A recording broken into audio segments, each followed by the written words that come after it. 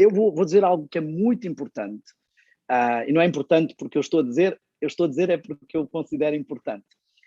Há um grande conflito na igreja sobre a vitória sobre o pecado. É um tema tabu. E é um tema tabu que vai para várias direções. Há, por um lado, os perfeccionistas e depois há, por um lado, os que se rejeitam toda a forma de santificação. Tudo isso será salvação pelas obras. Portanto, temos dois extremos. Um irmão aqui desta igreja, exatamente onde eu estou agora, é a igreja principal do meu distrito, ele me disse uma frase que me marcou para sempre. Ele disse: para cada quilómetro de estrada, há 2 quilómetros de valeta. A valeta da esquerda e a valeta da direita. Ou seja, os extremos da esquerda e da direita não são o caminho. Então, nós temos fanatismo à esquerda e temos fanatismo à direita. Temos fanatismo liberal e temos fanatismo conservador. O caminho, diz claramente Isaías 30, 21, que não nos podemos desviar nem para a esquerda nem para a direita. Então, eu queria deixar bem claro aqui uma compreensão sobre este assunto. A diferença entre justificação e santificação. Eu sei que pode parecer que não tem nada a ver com a sua pergunta, mas o irmão já vai ver como todas as coisas se encontram. A justificação é a justiça imputada. Eu não tenho essa justiça e o Senhor considera como se eu tivesse. E a santificação é a justiça comunicada. O Senhor não continua só a dizer-me que eu vou considerar-te como justo. Ele começa a transformar-me e a fazer-me justo, a fazer-me semelhante a Ele. Eu quero que entendamos a diferença entre conversão e transformação. E eu vou usar isto como uma ilustração. Eu estou no meu carro, contente, pensando que eu estou a ir, vamos pegar numa cidade aqui qualquer, Atlanta. É uma cidade que fica mais ou menos a umas 6 horas de onde eu estou. Vamos dizer que eu estou conduzindo para Atlanta, estou todo contente, estou indo à velocidade máxima que posso ir, dentro do limite de velocidade, porque eu preciso lá chegar. Chego a um certo ponto e já não sei bem para onde estou a ir e paro e pergunto informação no centro turístico. E me dizem: senhor, Atlanta é exatamente para o outro lado, você está a ir no caminho totalmente errado. Eu: mas como? E mostra: olha, você está vendo o mapa ao contrário. Roda o mapa. Eu agora vejo que estou no caminho errado, dou meia volta e começo a conduzir na outra direção. Eu não vou chegar a Atlanta assim que eu virar o carro. Não vai ser virar o carro e estou em Atlanta. Então, virar o carro é a conversão. Isso acontece na justificação e deve acontecer a cada dia. Mudar, ser transformado pela renovação da mente. O processo de chegar lá é a transformação. Também exige conversão, mas eu quero que entendamos o seguinte: não importa em que ponto eu sou ceifado da vida depois de virar o meu carro, eu estou salvo.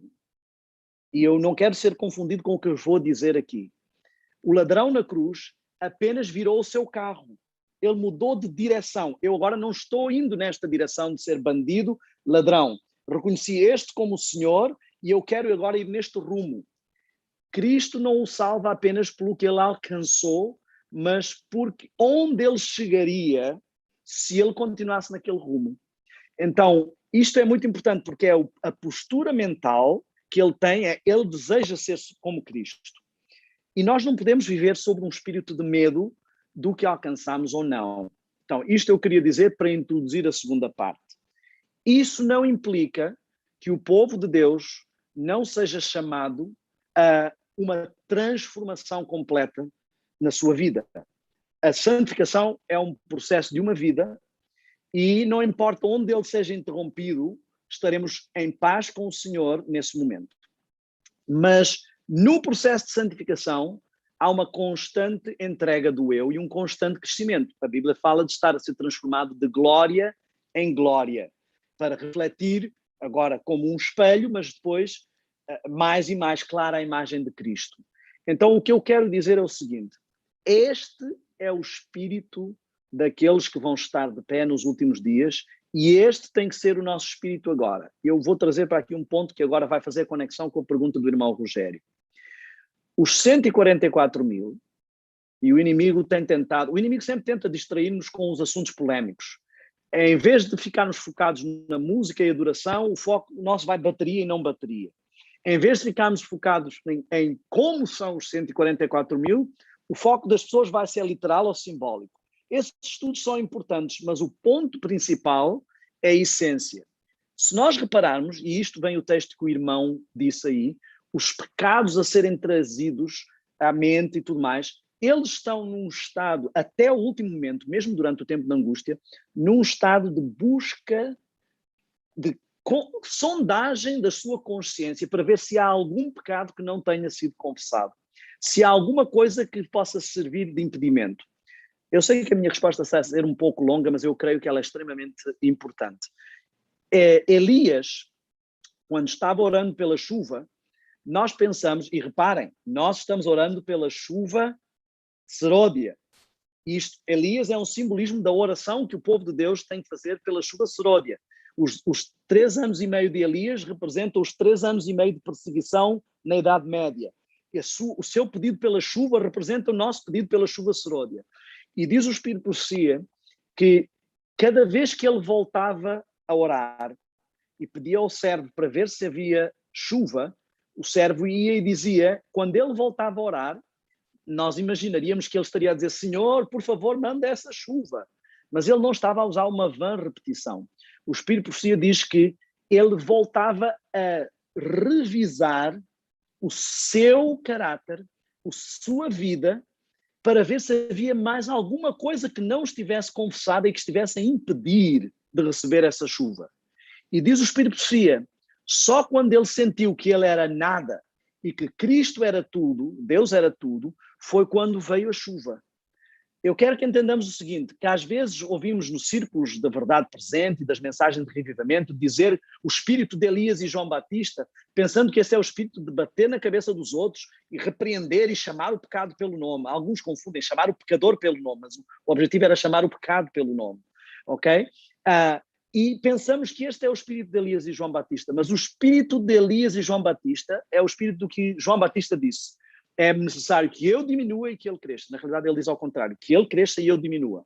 E quando Elias chegou ao ponto de sentir que ele era nada e que Deus era tudo, foi o momento em que essa chuva veio. Os 144 mil e o povo de Deus na terra nos últimos dias estará neste estado de espírito. E por isso, no tempo da angústia, eles continuam a buscar ver se há alguma coisa que não está confessada, porque este é o estado de espírito que eles adotaram. Irmãos, o que eu quero dizer, eu não estou a falar do futuro. Este é o estado de espírito que precisamos adotar hoje. Um estado de espírito de confissão. Buscar, sondar. O que é que diz o salmista? Sonda-me, ó Deus. Então, trazendo agora para o tempo da angústia, claramente. A angústia, o tempo da angústia, esta expressão é buscada da angústia de Jacó. Jacó ia enfrentar o seu irmão com o exército, o inimigo, e ele queria ter a certeza que tudo estava em paz com Deus para poder ser protegido. Ele sabia que a proteção não era Deus passando a mão na cabeça e dizendo, não, você é meu filho querido, pode ir como quiser. Não, ele sabia a importância da confissão, da contrição. Esta angústia é o que o povo de Deus vai experimentar nesse tempo. Primeiro porque é assim, entre o decreto dominical e o decreto de morte, vai fechar a porta da graça. Ninguém sabe, não há nenhum cálculo de tempo, ninguém sabe que fechou a porta da graça. Só saberão isso quando realmente começar todo o processo para matar o povo de Deus.